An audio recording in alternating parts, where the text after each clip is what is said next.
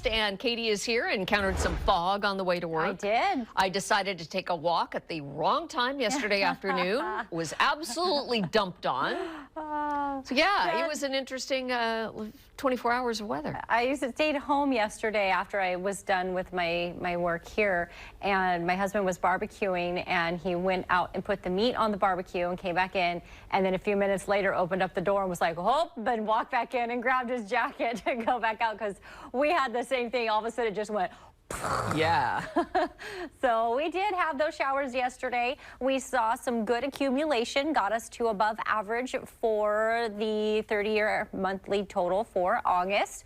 Not expecting much today, maybe like 1/100 of an inch here or there, although a few places have seen something this morning.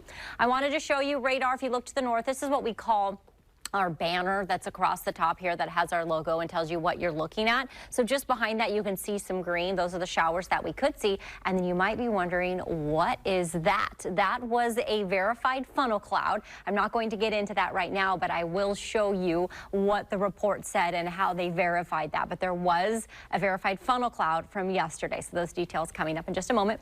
We have been so cool, chilly, cold the last couple of weeks that we've brought our difference from normal down to only a degree. We were so hot that first week or two of the month, and then everything since the 11th has either been near or below average, meaning that we've been sort of leveling out. We do have some additional warm days in the forecast, so we could have a hot, cold, hot month for August once this is all said and done. Here are your temperatures for this morning. This is where we're at, and this is how much different it is from yesterday. Hood River finally evening out a bit, but most of the gorge has been double digits colder than yesterday.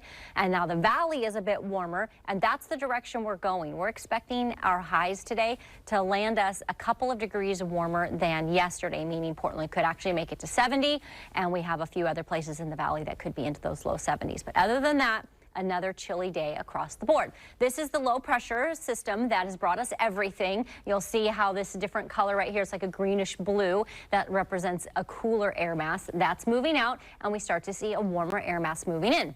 But then Monday into Tuesday, we have a possibility of this little wiggle right here to give us some weak onshore flow, meaning we'll cool down, we have a front coming in, and then we could see a chance for showers. Then as soon as it comes in, high pressure builds right behind it, and that's when our temperatures start getting warm again. So warm that we could see those last few days of the month back into the upper 80s to low 90s. Deb?